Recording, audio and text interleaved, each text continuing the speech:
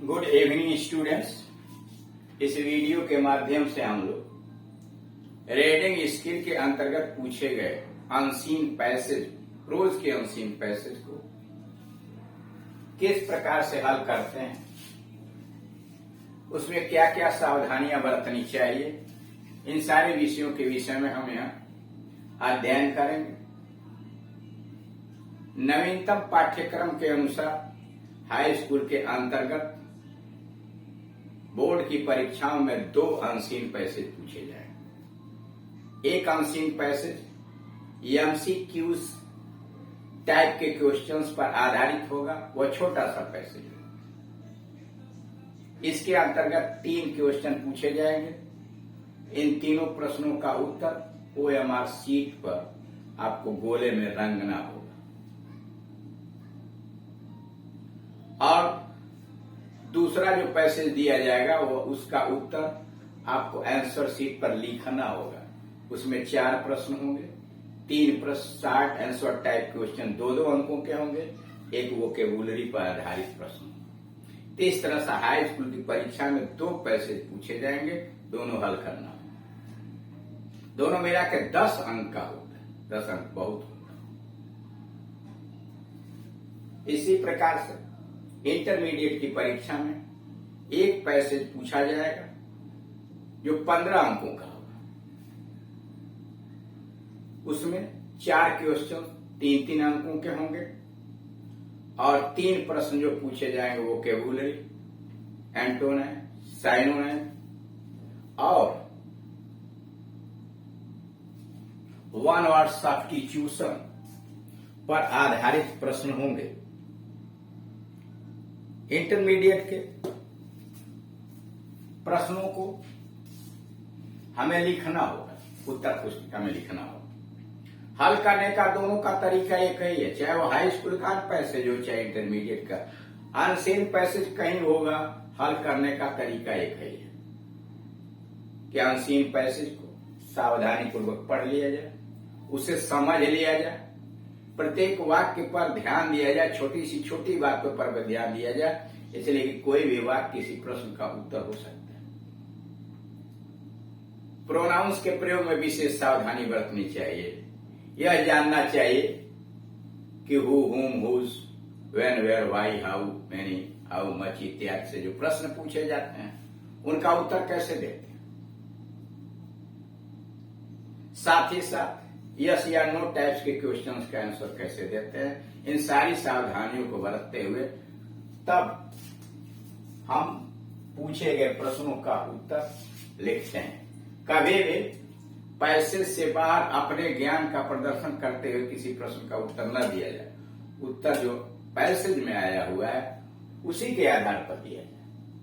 यहाँ पर MCQs type question पर आधारित पैसेज दिया गया है, जिसमें read the following passage carefully, नीचे के गद्य खंड को सावधानी पूर्वक पढ़िए।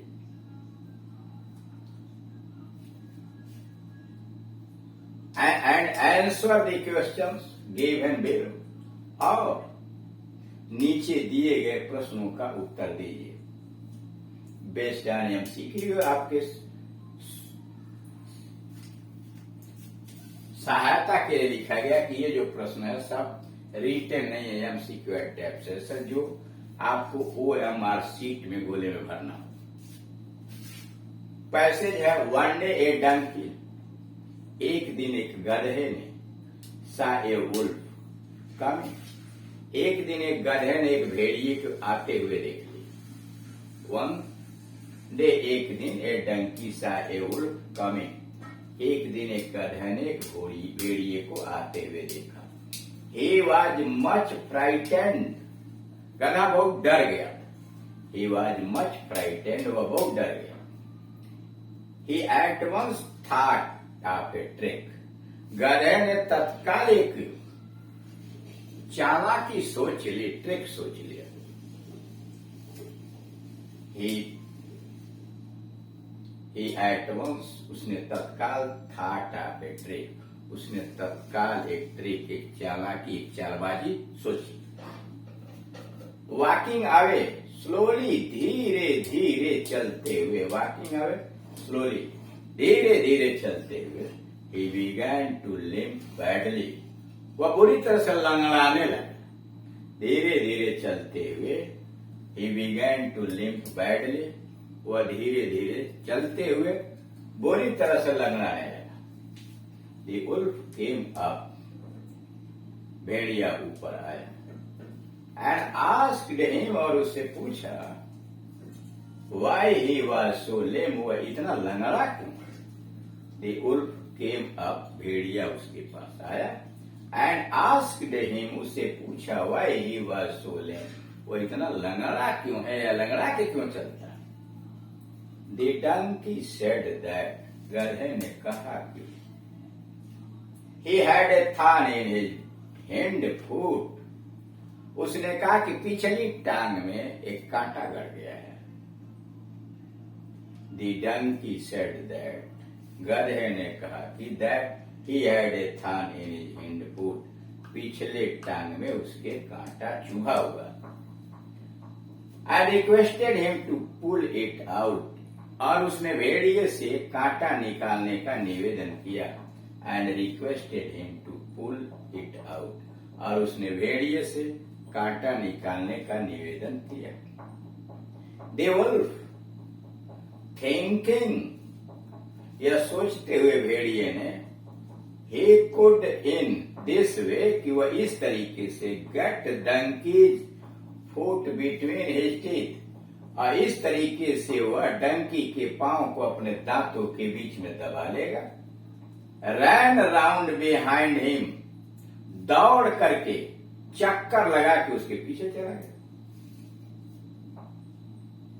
The wolf, Bhediya, thinking he could in this way get the donkey's foot between his teeth, भेड़िया यह सोचते हुए कि इस प्रकार से वह गधे के टांग को अपने दांतों के बीच में पकड़ लेगा। Ran around behind him, चक्कर लगा के उसके पीछे चला गया।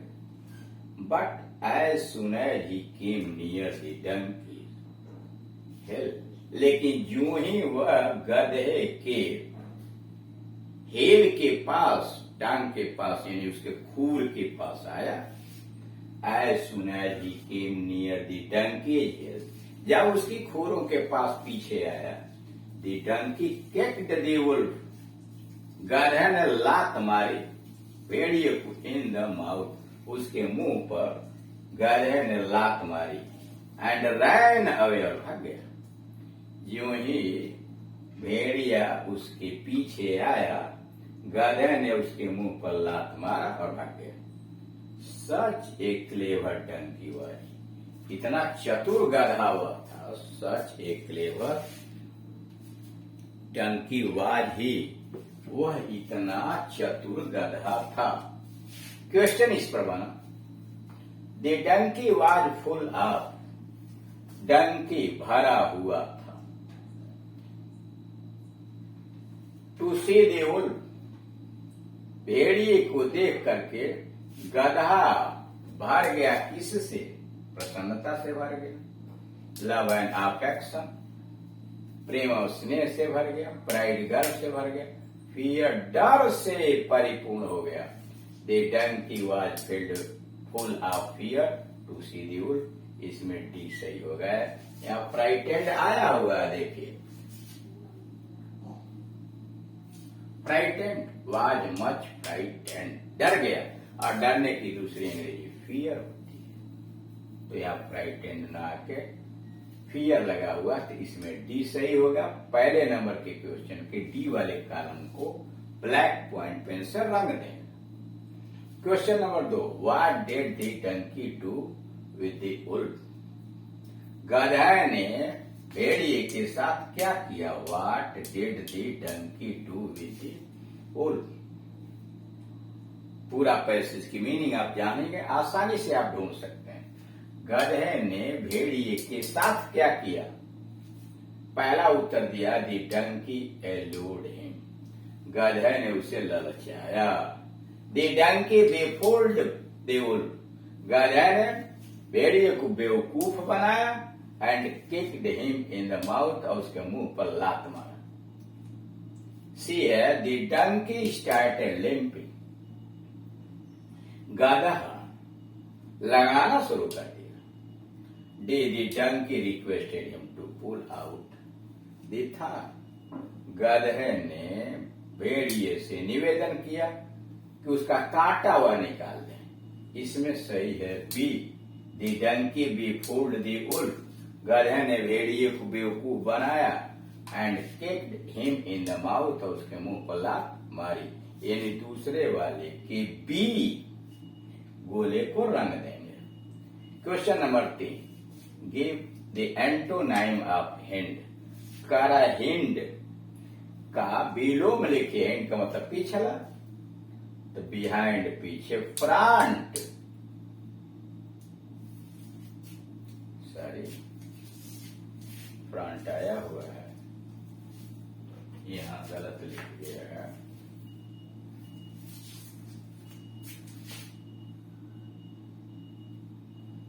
बिहाइंड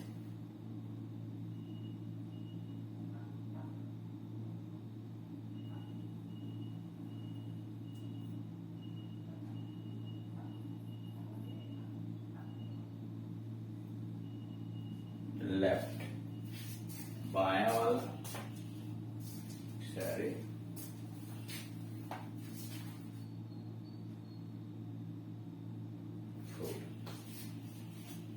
यह हो गया दूसरा फोर।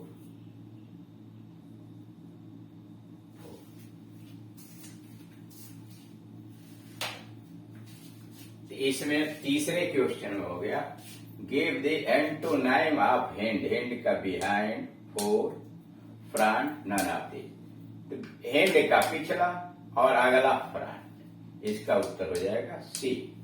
तो इस तरह से आपने देखा कि पैसेज को बड़ी सावधानी पूर्वक पढ़ते हैं और उनका उत्तर देते समय क्वेश्चंस को समझ लेना चाहिए। उसका उत्तर कहीं न कहीं आपको पैसेज में मिल जाए। आप यहाँ सारी बातें लिखी हुई हैं।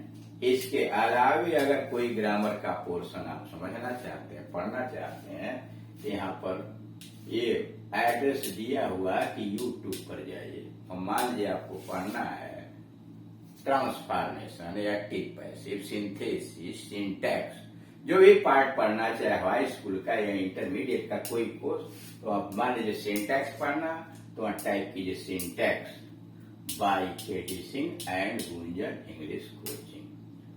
अब फिर भी समझ में नहीं आता तो इस मोबाइल नंबर पर कॉल करके हमसे आप संपर्क करके अपनी समस्या का समाधान आप कर सकते हैं।